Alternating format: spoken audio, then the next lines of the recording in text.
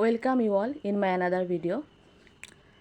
Today I am going to show you the famous moon tower of Qatar. Etu amar areat Durga Pujar karone hojua hoise. This is built for Durga Puja. Very famous moon tower. Moon tower to hoise Qataror eta famous moon tower. Etu Durga Pujar babe amar iat hojua hoise. Ami Qatarot nojoake iman dhunia moon tower ami ate dekhibole paisu.